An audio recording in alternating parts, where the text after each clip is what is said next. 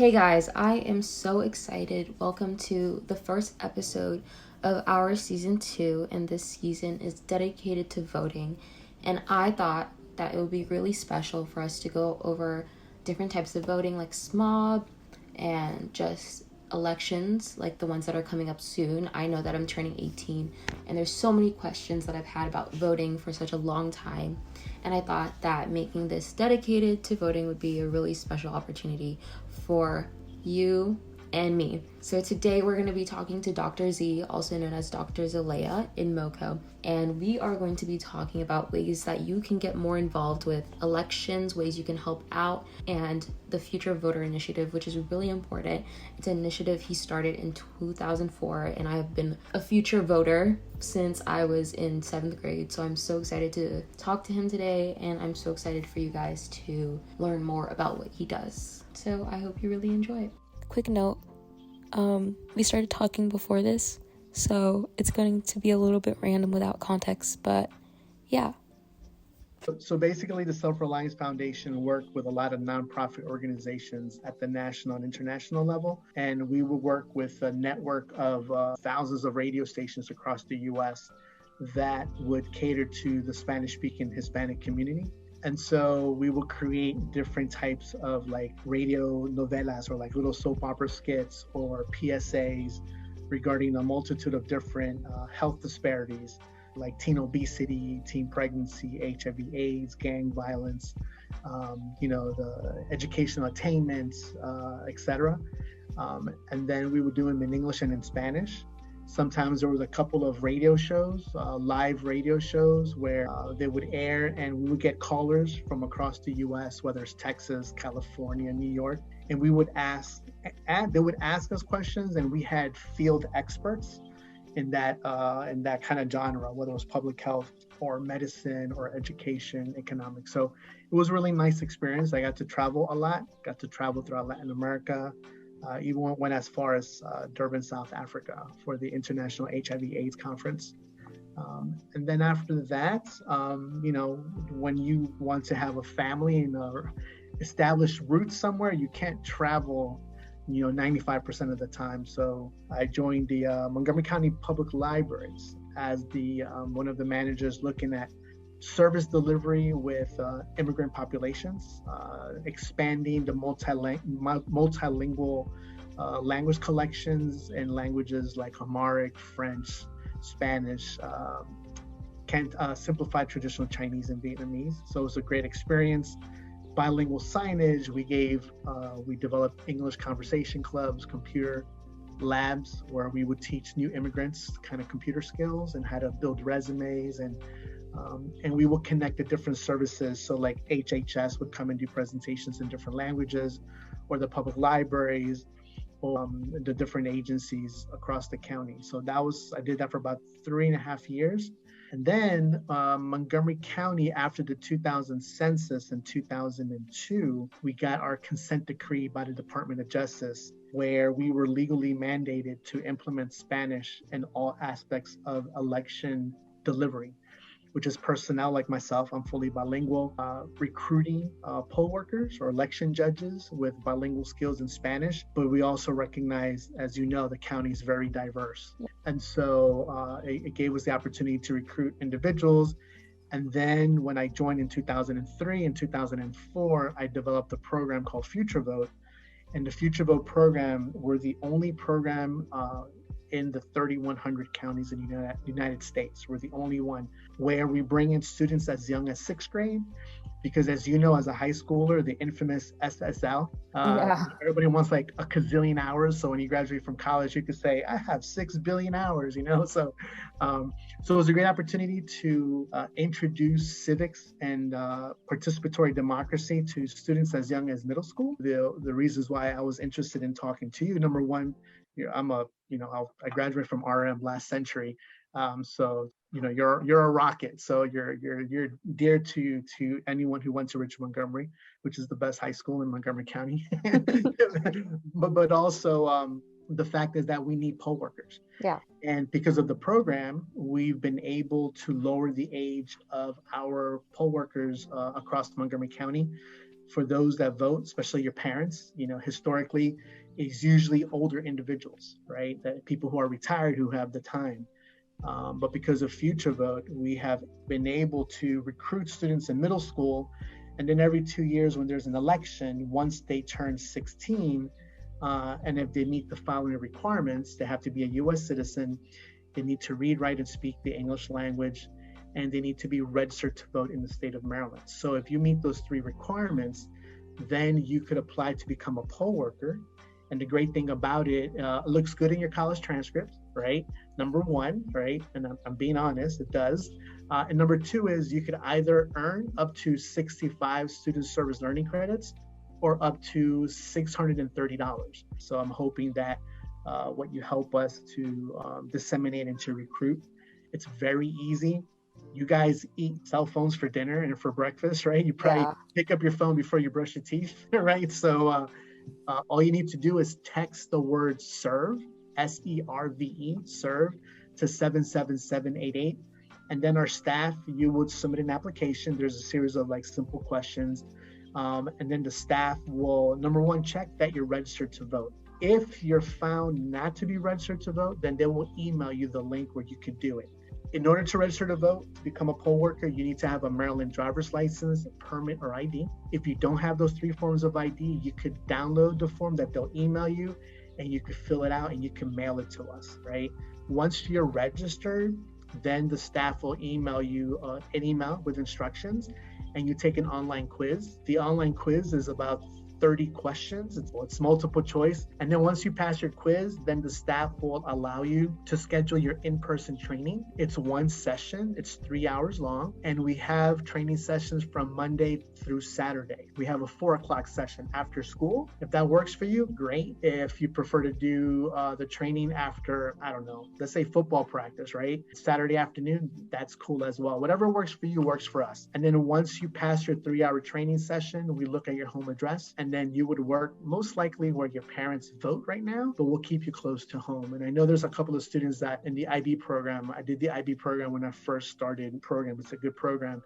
You don't have all your RM students don't live in Rockville. Some of them live in other parts of the county. So we will assign them according to their home address, not by the school in which they attend.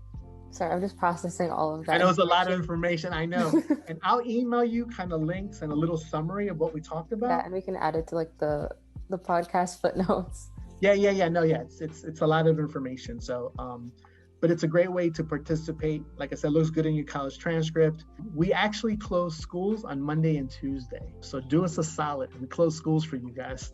So volunteer for us. But it's a great opportunity. Yeah. So let me look at what I have. We're going to reverse just a little bit. I know. I think I answered all your questions. I'm like, you did so good at answering all my questions.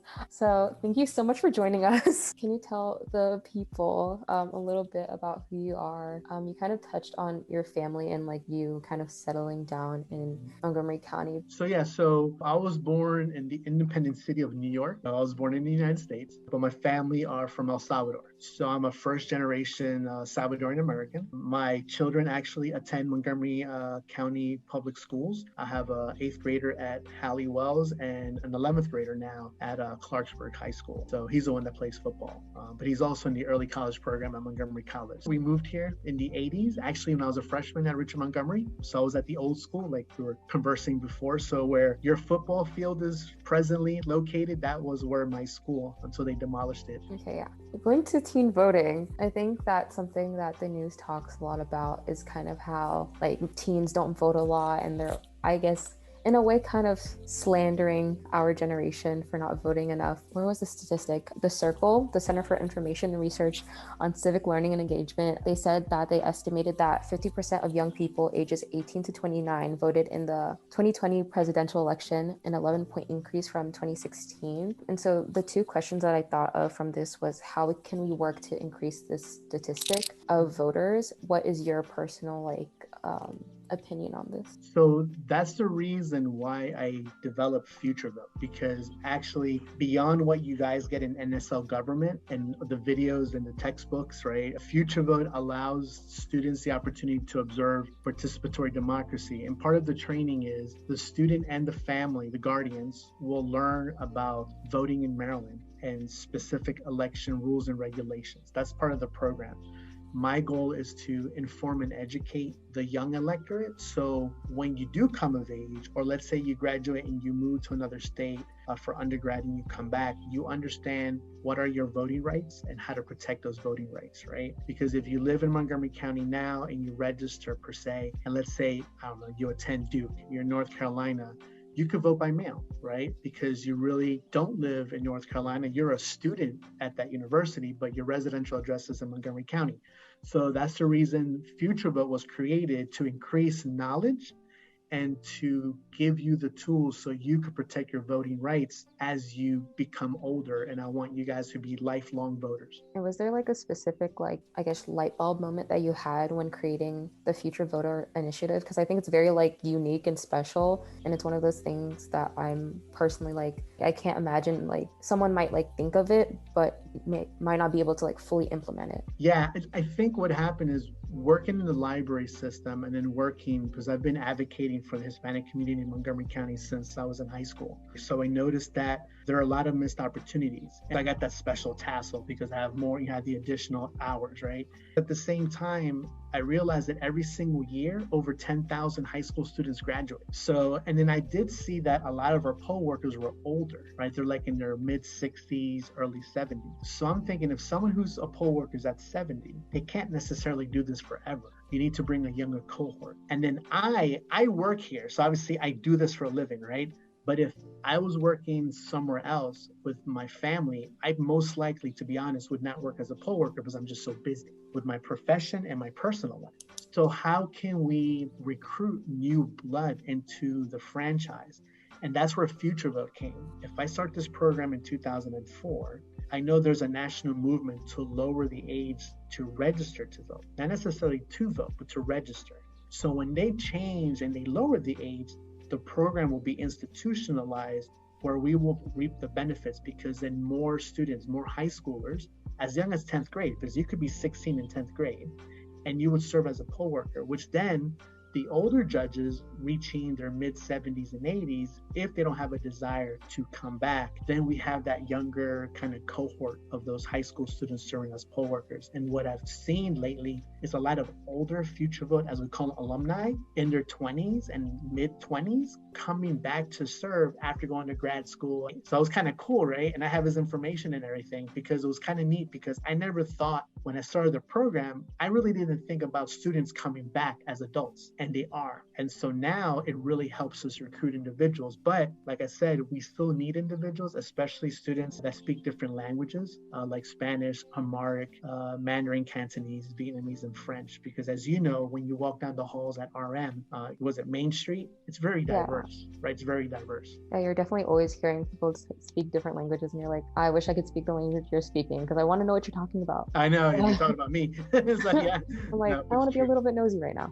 Yeah, I know, but it's like an airport, but it's very diverse. You said that like people that are older can't do this forever, but I guess kind of connecting to that, like what do you think are like the long-term effects of this program, but more so like where do you see this program going in like the next 10 years / do you see this like expanding? Because I think like you said, there's like a 31-year-old like alumni, like for someone to like, you've had such a great like impact on people's lives, like for a 31-year-old to come back and be like, I want to help and I want to be a poll worker. Do you ever think of like expanding this and seeing how far it can go? Yeah, so I know that I've been invited and I've gone to Texas and Massachusetts and New York to talk about the program. One of the things that I've noticed is the hesitancy. People are hesitant to bring in students as young as 6th grade. And you know, what they do is they pass out the voted sticker, they make sure the polling room is clean. On Monday night, they set up the polling room, they put up the posters and the signage. They don't mess with the equipment nor the ballots, right? But then the high school students, we train you guys, because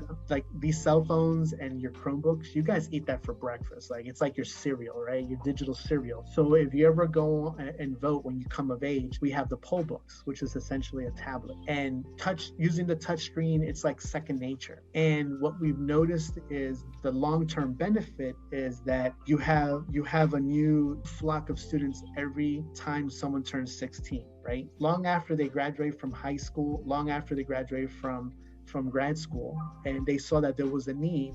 And hopefully what I taught them, you know, when they were in middle school and high school, it perked their interest to come back. So we're reaping the benefits. But I think the biggest thing is because elections, when you look at elections, it's run by adults. And so when you're like, I want to give you a handful of sixth graders, they're going to look at you like, okay, we're not running a babysitting service. They complain when I don't give them a full list of volunteers. And they're like, we need more volunteers, because now it's an expectation, just like the equipment, just like the ballots, they want Future Vote volunteers, whether the young cohorts, middle school kids, or the high school students working as poll workers. Yeah, and I totally agree. I think that Future Voter, at least for me personally, was like a great opportunity for me to like learn responsibility. Like I think at first, like it's kind of intimidating because you're kind of just sitting there for like 3 hours and you're like watching the time go, because it's just like a long time. Like you said, like we're addicted in a way, like quote unquote, I guess addicted. Yeah, you're addicted. You're addicted. Addicted to our phones and like all of this technology. But to sit there, like I think over time, like I learned like the value of just being able to like sit in an empty, quiet space, but also watching people vote and seeing how many people vote. And I think because I did it this July. So you did Future Vote. Cool. Yeah, for early voting.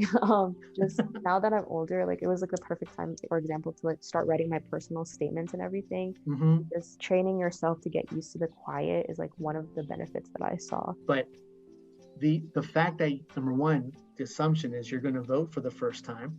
Yeah. Right? Did you vote in the primaries? I did not, because I was not 18 yet. Or did they have the board of a... Well, here's the thing. So, okay. So obviously you turn 18 by November 8th, right? Yeah. So, and here's one of the benefits. And now, probably you missed that in training. You went to the Future Vote training, correct? Yes. Okay. And so I did mention that if an individual is 17 years of age, but will turn 18 by November 8th, you could vote in the primaries as a 17-year-old. Oh, okay. So you missed that part. So technically, your first time voting should have been this past July 19th. I turned 18 October 24th, so. Oh, so you'll turn 18 this October 24th? Yeah. Okay. Oh, okay. 24th. Oh, okay, cool. So here's the interesting thing. And you're registered to vote? Yeah. Okay. So since you turned 18 October 24th, and it's before the general election, you technically should have or could have voted in the primary. Now you know, so that you could share that with your RM students and those individuals watching your podcast. However, I am confident that you will vote for the first time, hopefully, right? Yes, I will. this general election, So because obviously that bit of information you didn't get, right? And so that's the reason why I also created Future Vote. Okay, so for me and like other people who might not know how to like apply for poll working, how would that work, like step by step? Yeah, so easy. So you just text first, get your trusty cell phone, text the word serve to 77788. If we find that you're not registered to vote, then when you respond to no at the first question, there's going to be a link that is provided so you could register. But if you are registered to vote, it's just very easy. You just submit your application. It gets sent to the staff. They will affirm your registration, and then they'll send you a welcome letter, an email, and then they'll give you instructions to take an online quiz, which is 30 questions, multiple choice. And once you attend and pass the session, then we will assign you according to your residential address. Thank you for going through that again. Yeah, it's okay. Yeah, I found a quote that you said. I don't know where I found this, but you said it. Community mobilization and empowerment cannot rest on the pillars of procrastination. As a professional procrastinator at times, what's like a lesson that you want people to learn from this? I feel like it's very like straightforward in the quote, but I think that it's something you can dive deeper into. Yeah. So for example, I've always had this saying of belief that if you want something, you go for it. And I think a lot of individuals, they're quick at identifying barriers that prevents you to reach success, whether it's academically, in sports, with your family, friends, loved ones, or maybe in the future in your professions after you graduate from high school. And a lot of times people procrastinate. It's something as simple as taking out the trash. It's like, okay, I'll take it. Or getting the mail. Even my children, I'm like, just do it. It's like that Nike adage, just do it. Yeah. It's very simple. But it's funny because, back in last century, I was young too, right? And a lot of times when there's a focus about homecoming or about the new, Air Force Ones, whatever, you guys are quick, right? Because that's instant gratification, right? But the long-term gratification, the long-term efforts, if you procrastinate, then what you put in is what you get out. And if you procrastinate, you're the ones that are going to reap the results or not. Yeah, thank you for going through Was that that quote. deeper enough? Yeah, that was deep enough. And like you said, like before, I feel like government teaches you like the importance of like democracy and things like that, and in a way the importance of voters in the past and laws that they've been able to affect. But I think sometimes it can be confusing. What should voters know, like their first time voting? So I guess like teen voters, what should they know? A Maryland driver's license, a Maryland permit, or a Maryland ID. If you don't have those three forms of ID, you could go to our website and you could go to www.777vote.org and you could download the application and you can mail it to us, right?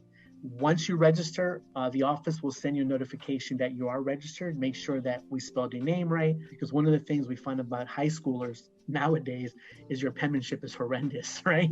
And so we want to make sure that, we want to make sure that we spell your name right, okay?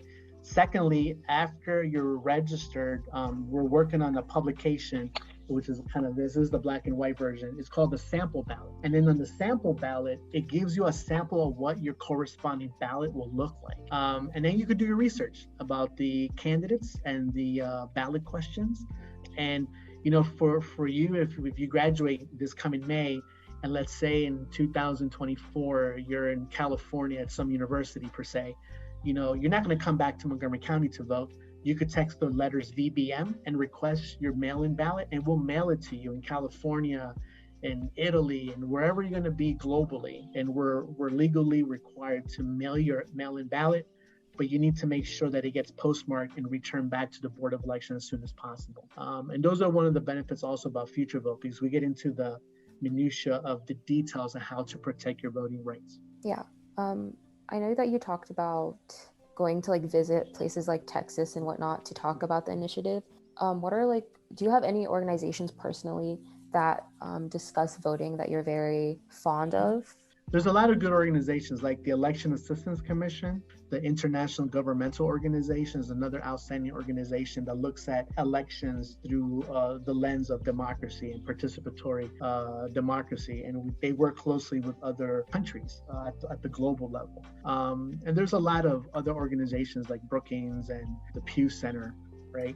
But at the end of the day, what's important is that individuals, number one, register to vote. Number two, that they maintain and they keep their voter registration current. So unfortunately, if you're unaffiliated, you don't vote for the Democratic or Republican nominee for a particular contest like county executive or county council, etc. You will get to vote for school board, which is nonpartisan. But until further notice, Maryland has closed primaries. Yeah, I kind of disassociated for a second. But my next question was, you mentioned like there's our partisan and nonpartisan organizations, and I think that for at least the way that I view voting is that like regardless of what side you are on, that like it's important that you vote in general, because everyone's voice deserves to be heard. So what is your take on the importance of promoting the idea of voting but nonpartisanly, but also when people say like, oh, like my vote doesn't count or my vote doesn't matter? Well, really in simplistic terms, if you follow the primary, we call it the eternal primaries, right? Because we had a recount, and the county executive won by the Democratic nominee for the county executive contest won by 32 votes. And in 2018, that same contest for county executive, the Democratic nominee won by 77 votes. Yeah, your vote does count. And in Frederick, there was a contest for a county council member that won by only one vote. And so it's important that whether you're young or old, that you do flex your constitutional right to vote, because at the end of the day, elections have consequences regardless of what side of the fence you stand on. Yeah. And this is kind of my second to last question. Okay. A passion I have is interviewing people, but I think that sometimes, like you've been doing this work for such a long time, and a lot of people have been really like devoted to their field for such a long time, but you guys all have things that you're so proud of that you've done that you've maybe not been able to speak about. So I know, of course, like the Future Voter Initiative is something that you're really probably proud of. I'm just assuming. Yeah, it's the only one in the nation. Yeah, of course. What is like a moment that you felt really proud of the work you've done, or like a moment where like maybe you like were really excited, or maybe you like cried and you were like, oh my gosh? Well, it's kind of cheesy, but becoming a father, right, and having a family. I think that for me, is one of those things where you don't go to school to become a parent, and so that for me is like kind of the fact that I could leave my footprint on this earth, and hopefully I'm able to raise. I have two sons, raise outstanding, self-sustaining, productive men, right? When I'm long after my ashes are blowing in the wind, right? And then the fact that my wife, I mean, she's like my partner in crime, because literally during the election cycle I leave home when the sun is down and I come back and the sun is down, right? But this is what I chose. And the interesting thing is my background is in public health, so most election administrators rarely go to school for this field. This is kind of a second career. And for me, it was because we got sued and I was so connected with the community in my advocacy work that they wanted someone who had knowledge of the diverse landscape of the county. And because of that, I've been able to create, for example, FutureVote. FutureVote is the only program, not just nationally, but internationally. There are no programs where they allow children that young to work in the polls, and we're reaping benefits because we have a young poll worker force. But I think the first one is my family, because it's important to me. Okay. Yeah. The first thing you're proud of is your family, and then the second is being a proud resident of Montgomery County. Yeah, proud resident of Montgomery County, because I've been able to, number one, I feel like I've contributed to the landscape of our county. And then the third thing, the job I work, the work I do here. I mean, when I joined, I saw this as a 5-year gig and then move on, right? It was a great opportunity, but I've been here for 19 years just because I really like it, So it was something that I fell in because of the opportunity, after the census. The Board of Elections got sued, and there was an opportunity, and it was something that I was given the opportunity to create something from scratch. And when they give you the autonomy, I think that in itself has benefits. Yeah. And your work in public health, or did you major in public health? Yeah, so I went to GW, so I majored in public health, and I did a lot of advocacy work in DC and Montgomery County. Same thing, prevention on HIV/AIDS, gang violence, especially within communities of color, Hispanics, and within the African American community. And then through my work in volunteerism in undergrad and grad school, then working with, like I said, Casa de Maryland, Central Spanish Catholic Center, Any Place Clinic, which was a clinic that had clinical trials on HIV/AIDS for teenage youth in Anacostia in DC. I originally wanted to become a doctor, right? That was my kind of field when I was in high school. But then I noticed that I'm not the type of person that could be stuck in a white room that's 5 feet by 5 feet, right?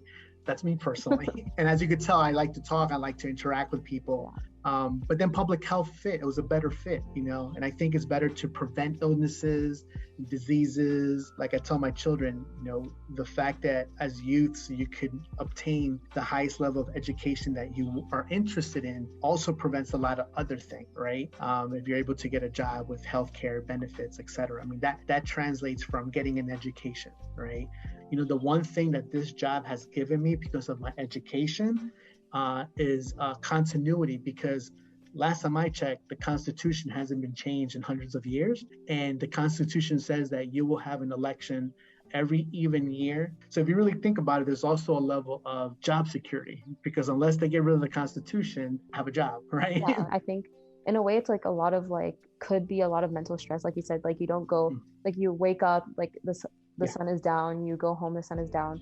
So how does that change how does your public health background change your view on election workers, and I guess the mental aspect that goes behind that, especially during I guess times maybe 2020, or even past elections where there's been a lot of stress? Yeah. So what was interesting, because with my public health experience and background, and then the onset of the pandemic when the country shut down March of 2020 before the primaries, some of the stuff that I learned in textbooks and in clinical, we were implementing. We need masks, we need social distancing. And this was even when CDC and Dr. Fauci was coming out with these recommendations. Some of the stuff also is kind of common sense, right? So it was kind of interesting, because a lot of people were like, well, you don't use public health and community mobilization with elections. I'm like, I do, because just like I need to create a campaign around, let's say, gang violence. So I will go into a community. I will look at see what's going on. Maybe what are the gangs that are in issues? What are the limitations? Is there jobs? Is there education? Or how displaced are families? Is there a socioeconomic precursor? The issue of violence. So when I did that for the different campaigns, whether on HIV/AIDS, etc., like I explained earlier, I was just transferring that knowledge to create campaigns on voter knowledge and voter education around voting. Yeah. So what would be your I guess number one advice for people that are trying to make a good campaign, but not political campaigning, but advocating for mobilizing people. Yeah. The first one is know the rules and regulations established by that state. So we're talking about Maryland. Number two, just like what you did, reach out to the Board of Elections, because the central committees or candidates, they may have their own talk, right? Some may believe that they like early voting. Some like in-person voting. Some like voting by mail. Regardless, we as the Board of Elections are charged to follow the rules, and we will communicate to you the rules and regulations. Like I did, for example, that at 17 years of age in the primary, you could have voted because you turned 18 by the general, right? Those are things that we are charged to educate. Yeah. So my selfishness is your future voter. Yeah, I know. Well, future vote, but also, how many officers do you guys have? Because I know you have officers in each high school.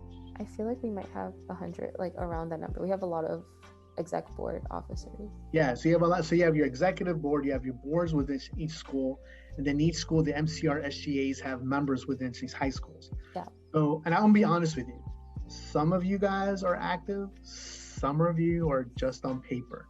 So here's one thing that we've learned at the Board of Elections. We love MCPS, we love Michelle Lettieri, we love you guys, right? You guys, she's a very busy person, right?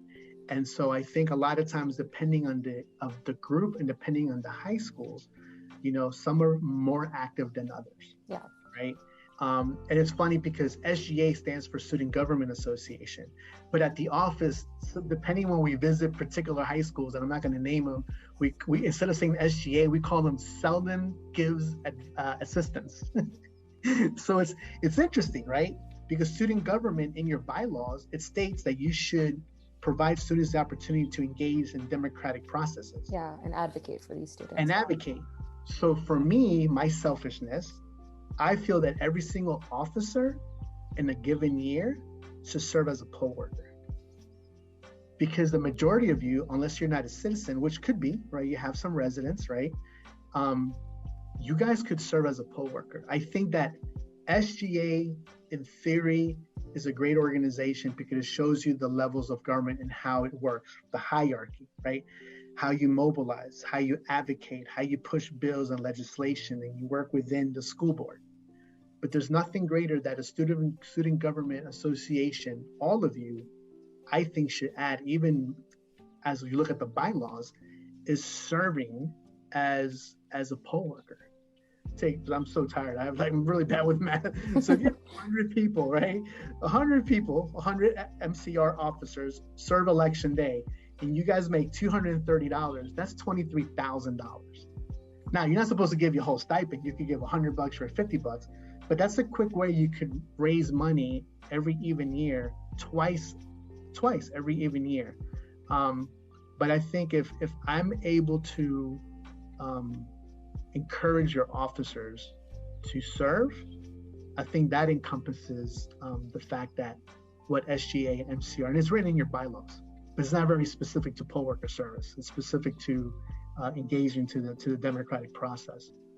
Yeah. So please serve as poll workers. Yeah, if you guys are listening, please serve as poll workers. Yes. If you have younger siblings, make them join as future voters. And if you're turning 18, please vote and register to vote, because yesterday I learned that Maryland has online registration, and that's perfect for all of us who are attached to our computers. Oh yeah, it's very easy, like I said. And we created a bunch of texting prompts for you guys. So if you want to vote by mail, you need to be registered to vote. Text the letters VBM to 77788.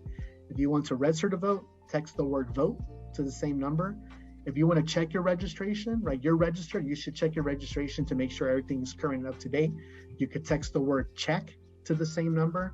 And if you want to serve as a poll worker, which I highly encourage, text the word serve to 77788. It's really easy. It's in your hands. Yeah, it's so easy. Yesterday I checked if I was registered, and I was, and it's really good. But yeah, it's really easy. Thank you so much for talking to me pleasure. today my about pleasure. voting.